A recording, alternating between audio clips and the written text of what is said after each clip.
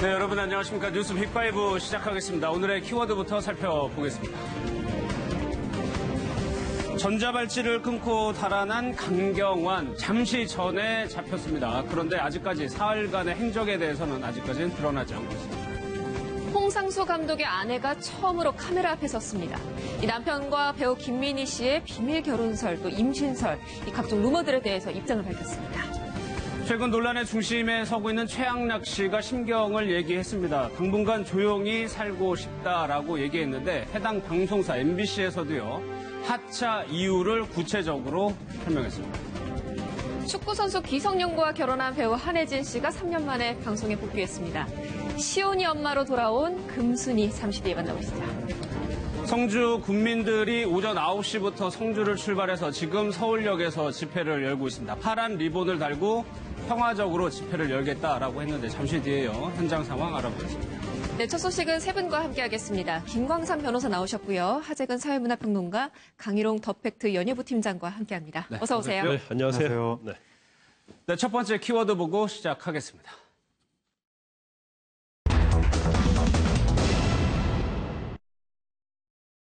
전자발찌를 끊고 달아났죠. 사흘 동안 도주를 했었습니다. 경찰에서는 공개 수비까지 했는데 하재근 평론가 일단 잡혔습니다.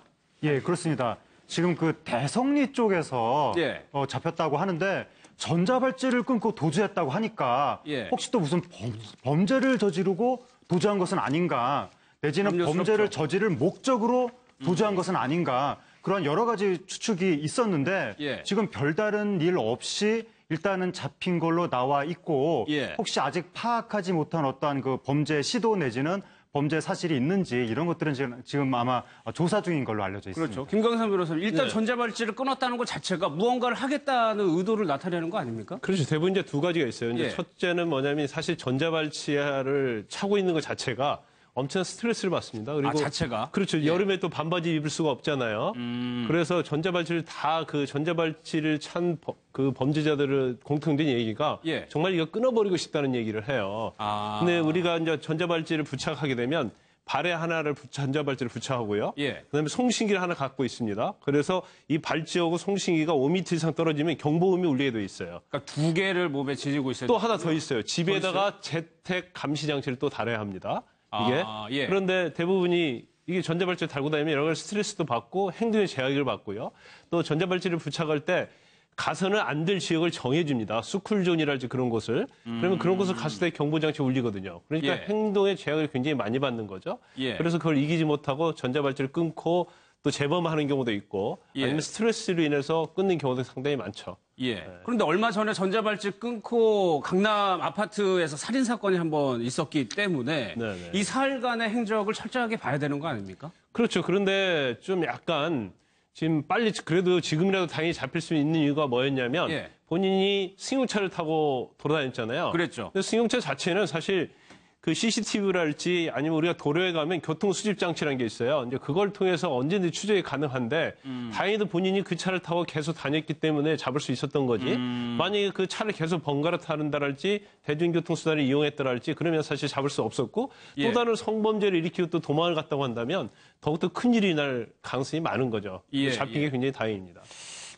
한 차량을 쭉 타고 이동을 했기 때문에 경찰 추적이 굉장히 쉬웠는데 예. 충북에서 끊고 갔다가 결국에는 서울까지 왔다가 가평으로 갔습니다. 예, 그러니까 그러니까 뭐 여러 가지 가능성이 있겠지만 어쨌든 범죄를 저지를 목적이 아니었다면 예. 혹시 자포자기로 이 경찰이 자기를 잡을 걸 뻔히 알면서 마지막으로 다시 감옥에 들어갈 거라고 간주를 하고 마지막 여행을 떠난 건지. 그러니까요. 마지막에 잡힌 예. 장소도 뭐 대성리 여기가 이 사람이 지금 40대 중반인데 예. 40대 중반이면은 옛날 20대 초반에 그 친구들이랑 어울려서 이렇게 막 같이 뭐 그럴 수도 있죠. 그쵸 MT 가고 예. 딱 그랬던 지역이 대성리인데 거기서 잡혔고 잡힐 때도 거의 반항도 하지 않고 순순히 잡혔다고 하니까 예. 혹시 그 방금 말씀하신 대로 이 전자발찌가 너무 그 지긋지긋해서 그냥 이거 차고 사느니 차라리 이거 끊어버리고 내가 감옥 또 가겠다 이런 자포자기를 한 건지 그러니까 전자발찌가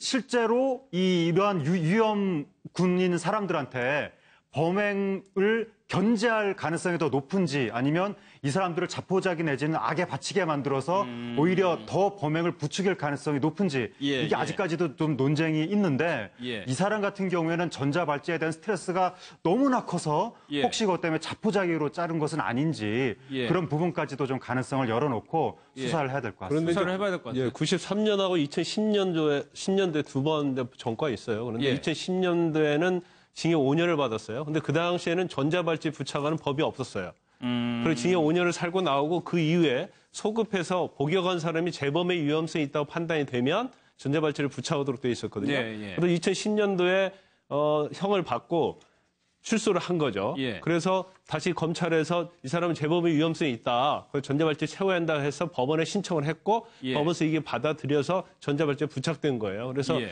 일반적으로 형을 살고 나온 사람들은 약간 이런 경향이 있어요. 아, 나 형까지 살고 나왔고 그 당시에는 전자발찌 부착 법이 없었는데 왜 소급해서 이걸 다느냐. 이건 인권 침해 아니냐. 그런데 굉장히 항의하는 사람도 있죠. 근데 사실 전자발찌 제도가 도입되면서 재범의 위험성은 굉장히 낮아진 건 맞아요. 아, 효과는 있습니까? 네, 효과는 있습니다. 예, 알겠습니다. 다음 사건으로 넘어가겠습니다. 키워드 보고 오겠습니다.